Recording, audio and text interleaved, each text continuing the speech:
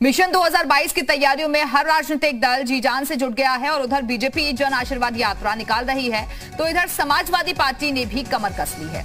इसी कड़ी में पार्टी उत्तर प्रदेश में जन आक्रोश यात्रा निकालने जा रही है और जिसके लिए पार्टी प्रदेश अध्यक्ष नरेश उत्तम पीलीभीत पहुंचे, जहां सपा कार्यकर्ताओं ने उनका जोरदार स्वागत किया। नरेश उत्तम आज बीसलपुर में जन आक्रोश यात्रा को हरी झंडी दिखाएंगे। जन आक्रोश यात्रा पीलीभीत से बदायूं तक जाएगी और इसकी अगुवाई महान दल के राष्ट्रीय अध्यक्ष केशव देव मौर्य करेंगे। महान दल समाजवादी पार्टी का सहयोगी दल है।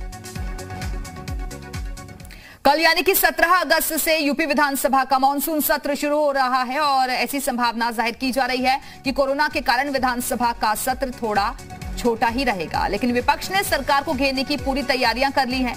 विपक्षी नेता कानून व्यवस्था के मुद्दे, किसानों के मुद्दे पर सरकार को घेरने की कोशिश करेंगे। वहीं सरकार विपक्ष के हमलों का जवाब देने की तैयारी कर रही है। इससे पहले सर्वदलीय बैठक बुलाई गई है। विधानसभा अध्यक्ष हृदय नारायण दीक्षित ने आज दोपहर 12 बजे सर्वदलीय बैठक बुलाई है। इस बैठक में विधानसभा अध्यक्ष हृदय नारायण दीक्षित, विधानसभा में नेता प्रतिपक्ष राम गोविंद चौधरी, संसदीय एवं कार्य मंत्री सुरेश खन्ना, अन्य दल के नेता भी मौजूद रहेंगे। बिजनेस एडवाइजरी कमेटी की बैठक कर रहे हैं, उसमें सभी दलों के प्रतिनिधि होते हैं। तो हम परामर्श करेंगे, अगर कार्यक्रम में कोई फेरबदल करना होगा तो उस कमेटी में ही तय होता है। मोटे तौर पर 17 से 24 तक का कार्यक्रम है। और हमारे साथ हमारे सहयोगी लखनऊ से शुभम लगातार जुड़े हुए हैं। शुभम, विधानसभा सत्र जो है उसकी शुरुआत होने जा रही है, लेकिन उससे पहले विपक्षी दलों का साथ मिल सके और अब किसी भी तरीके से वहां पर हो हल्ला ना हो, इसकी पूरी कोशिश रहेगी। सर्वदलीय बैठक आज बुलाई गई है।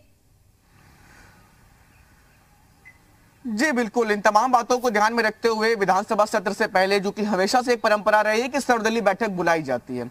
कोरोना काल में जैसा कि हमने पिछले सत्र में देखा कि बेहतर तरीके से व्यवस्था चल पाई थी, ठीक दूसरी लहर से पहले भी इसी तरह से एक सर्वदलीय बैठक बुलाई गई थी, लेकिन कोरोना के चलते ये ज्यादा सत्र लंबा नहीं चल सका था। इन्हीं तमाम बातों को ध्यान में रखते हुए अब ये सर्वदलीय बैठक भी बुलाई गई है, जिसमें विधानसभा अध्यक्ष हृदय नारायण दीक्षित भी रहेंगे और उनकी अध्यक्षता में ये बैठक सर्वदलीय की जाएगी, जिसमें समाजवादी पार्टी के भी नेता रहेंगे और तमाम दलों के नेता रहेंगे, जिसमें कि ये तय होगा कि आखिर ये कितने दिनों का इस सत्र चलने वाला और किन मुद्दों पर, किन प्रोटोकॉल्स के साथ ये पूरा सत्र चल पाए, किसी भी तरह से कोई रुकावट ना होने पाए। इस पर तमाम दलों की सहमति के साथ कितने दिनों का, किन किन प्रोटोकॉल्स के साथ ये पूरा सत्र पूरी तरह से संपन्न हो, किन बातों पे, किन विषयों पर चर्चा हो, कि क्या मुद्दे हो सकते हैं। जाहिर सी बात है कि काफी लंबे समय से बहुत हद तक संभावना यही है कि इस बार का जो ये सत्र है वो छोटा ही रहेगा कोविड की वजह से, लेकिन विपक्षी दलों ने अलग अलग मुद्दों पर सरकार को घेरने की तैयारियां कर ली है, तो दूसरी तरफ सरकार भी तैयार है उन सवालों का जवाब देने के लिए। बहुत बहुत शुक्रिया आपका शुभम, हमारे साथ जुड़ने के लिए, जानकारी देने के लिए। इस बीच बड़ी खबर लखनऊ से है, वो आपको बताएंगे, लेकिन उससे पहले उत्तराखंड कैबिनेट की बैठक है आज।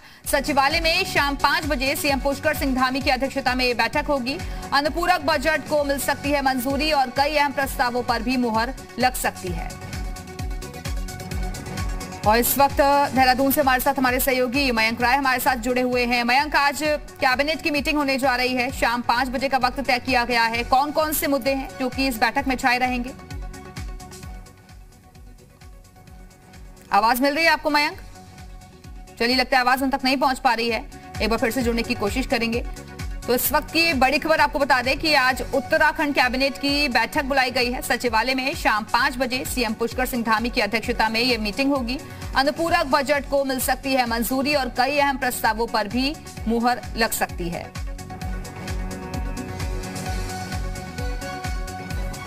तो सरकार की तरफ से जो योजनाएं चलाई जा रही हैं उनको ज्यादा से ज्यादा लोगों तक पहुंचाया जाए, लोगों को उसका लाभ मिल सके, बीजेपी की कोशिश यही है। आज शाम 5 बजे का वक्त तय किया गया है कैबिनेट की मीटिंग के लिए। सीएम पुष्कर सिंह धामी इसकी अध्यक्षता करेंगे और कई अहम प्रस्ताव ऐसे हैं जो कि इस मीटिंग में उन पर चर्चा होगी और उसके बाद उसे मंजूरी मिल सकती है।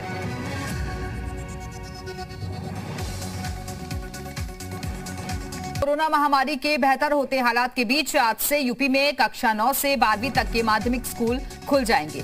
इस दौरान स्कूलों को कोरोना गाइडलाइंस का पालन करना पड़ेगा। स्कूलों में 2 पालियों में पढ़ाई होगी। कोविड-19 की वजह से दोनों पालियों में 50-50% छात्र आएंगे। ऐसा इसलिए ताकि उनके बीच शारीरिक दूरी बनी रहे। बच्चों को स्कूल आने के लिए अभिभावकों की अनुमति जरूरी होगी। स्कूल में असेंबली नहीं होगी और छात्रों को अपनी कक्षा में ही लंच करना होगा। माध्यमिक कॉलेजों में 5 दिन सोमवार से शुक्रवार तक पढ़ाई होगी। शनिवार को कॉलेज परिसर सैनिटाइज किए जाने से विद्यार्थियों की छुट्टी रहेगी। कॉलेज खुलने व पाली खत्म होने पर कक्षाएं सैनिटाइज की जाएंगी। माध्यमिक स्कूलों में कोविड-19 की गाइडलाइंस का पालन करते हुए पढ़ाई कराई जाएगी। शिक्षक, कर्मचारी, विद्यार्थियों को मास्क पहनकर आना अनिवार्य होगा। उधर उत्तराखंड सरकार की अनुमति के बाद आज से 6ठी से 8वीं तक के स्कूल खोले जाएंगे और प्रदेश के सभी स्कूलों में इसको लेकर तैयारियां पूरी है। स्कूल आने वाले छात्रों को अभिभावक का सहमति पत्र अनिवार्य रूप से साथ लेकर आना होगा। स्कूल खुलने से पहले हर कक्षा के साथ पूरे परिसर को सैनिटाइज करने का आदेश दिया गया है। बिना मास्क व थर्मल स्क्रीनिंग के किसी भी छात्र, शिक्षक और कर्मचारी को स्कूल में प्रवेश नहीं दिया जाना है। स्कूल में साफ सफाई का ध्यान रखने के साथ साथ सैनिटाइजर की व्यवस्था अनिवार्य रूप से करनी होगी। छात्रों के बीच आवश्यक शारीरिक दूरी का भी पूरा ध्यान रखना होगा। मुरादाबाद से एसपी सांसद डॉक्टर एसटी हसन ध्वजारोहण के बाद राष्ट्रगान ही भूल गए। एसटी हसन स्वतंत्रता दिवस के कार्यक्रम के लिए गल शहीद थाने के गल शहीद पार्क पहुंचे थे और यहां आयोजित कार्यक्रम के दौरान उन्होंने झंडारोहण किया और फिर राष्ट्रगान शुरू होते ही जैसे ही दूसरी पंक्ति आई वहां सांसद अटक गए। इस दौरान एसटी हसन के लिए स्थिति असहज हो गई। इसके बाद उन्होंने सीधा धीरे धीरे जया हे बोलना शुरू किया। बाकी लोगों ने भी सुर में सुर मिलाकर आधे पर ही राष्ट्रगान खत्म कर दिया, जिसका वीडियो सोशल मीडिया पर भी वायरल है। अब सवाल उठने लगे हैं कि क्या सपा सांसद को राष्ट्रगान याद नहीं। हालांकि जी मीडिया से फोन पर बातचीत में एसटी हसन ने पूरा राष्ट्रगान पढ़कर सुनाया।